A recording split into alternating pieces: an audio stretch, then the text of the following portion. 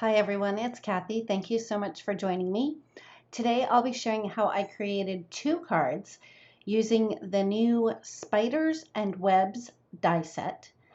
And these spiders are so fantastically creepy, and they die cut with really spindly thin legs. The webs die cut beautifully. They're super delicate. I'll also be using the new Eek word and shadow die set. And I'm also going to be bringing in the Chills, Shivers, and Goosebumps die set and the Halloween postage stamp set, just to use a couple of the sentiments from there. I'm going to start out with the slimline card, and to save some time, I've done all the die cutting off camera. So here I die cut the spider webs from vellum. And vellum can be tricky because it is so delicate, and these dies, well, the die cuts are very delicate once you run them through your machine. But I did want to share a couple of tips when die cutting vellum. I did use a metal shim when I ran it through my Gemini Junior. I don't know that you would have to because the dies are really good quality. I wanted to add a little bit of shimmer or sparkle to my spider webs, but I wanted it to be subtle. And again, with vellum, it can be tricky because if it gets too wet with ink or something like that, it can start to curl and it's really hard to adhere it down. So to get my shimmer and shine on my spider webs, I decided to use my Wink of Stella glitter pen. And I was pretty random about it. I didn't try and get every little tiny spot on the web. I just wanted to have a little bit of shimmer on them. So after I was done with that, I set that aside and started to work on my background piece. I cut a piece of cardstock just slightly smaller than 3.5 by 8.5, and I did some ink blending. I started out with melon ice, and I did that just down the center of the piece of cardstock, and then I did the outer edges with Garden Party. I'll make sure to have everything that I used listed in the description box below for you. Now with these inks, they look a little bit blotchy, but when I go to put the card together, you'll see just how much those inks settled into the cardstock and really leveled out and blended very nicely. So once I was done with the ink blending with the bright green inks, I had to add some water splatter, and then I decided I needed to add some shimmer, so I used my Perfect Pearls for that. And then I decided that I needed some black splatter, so I just used a black ink pad and a wet paintbrush to do that. Next, I die cut a piece of gray cardstock using the Wobbly Windows slimline die, and then I used blackjack ink just to add some color around the edges. And again, it looks really dark when I first apply it, but as the ink settles in, it does dry back a little bit. And I did spray that with a little bit of water just so I could have some water splatters on my slimline wobbly window die cut piece as well. So to adhere these little spider webs o' mine, and especially because they're die cut from vellum, I didn't want to have the adhesive show through. So what I used was a Zig two-way glue pen, and this particular one I purchased on accident. I thought it was a chisel tip, but it turned out to be a ballpoint pen, which made it perfect to apply to the spider webs.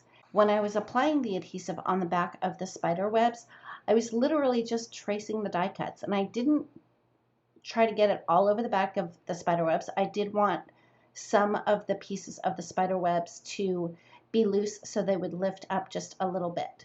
After I had my spider webs adhered to my wobbly window panel, I used my tape runner and adhered it to my green ink blended panel. And to adhere these super creepy spiders, I used some black foam squares on the back of my spiders so that they would be popped up a little bit. For the word eek, I just adhered that flat with liquid glue, but I wanted to have that middle E to be kind of tangled in the web, so I was careful about the placement there. Once I had the word eek adhered in place, I added my other two spiders, which already have the black foam squares on the back side of them. And then I adhered that panel to the front of a black note card, which started out at 8.5 by 7. I scored it at 3.5 inches on the 7-inch side. So my finished card measures 8.5 by 3.5. Once I had that adhered on my card panel, I did trim off some of the overhanging spider webs with my scissors. And to finish it up, I used my glossy black Nuvo drops just to add a few drops here and there. Moving on to the second card, I started out with a piece of cardstock that measures 4.25 by 5.5. I dabbed a little bit of purple ink on my silicone mat and spritzed it with some water. Then I used a little scrap of acetate that I had to do some ink smooshing because I wanted that ink to be very concentrated in one area, and I tend to get ink everywhere when I do ink smooshing. So I guess the acetate gives me a little bit more control over where the placement of the ink is. If the ink was pooling, I just used my grimy stamp cleaning rag to dab that up. And once I was done with the light purple ink, I brought in a darker purple ink and spritzed it with some water just to add some splatters with my paintbrush. Once that panel was completely dry, I used a piece of painter's tape just to mask off the very bottom portion of my card panel. And I added some, I don't know what that's called, I guess it's like a chevron pattern. It's one of the stamps from the Micro Patterns stamp set. I wasn't too worried about getting them lined up perfectly. It's a Halloween card, so Halloween cards can be wonky. I cut a thin strip of black cardstock and adhered that to the front. Next, I ran it through my die cut machine with the wavy pierced rectangle die set, and I actually set the die a little bit wonky so that stripe at the bottom would be more at an angle. I die cut the words chills and shivers from black cardstock and just used liquid glue to adhere that to the front of the panel. And here comes the super creepy spindly leg spider. I put a black foam square on the back of that creepy spider's body and popped him up on the front of the card.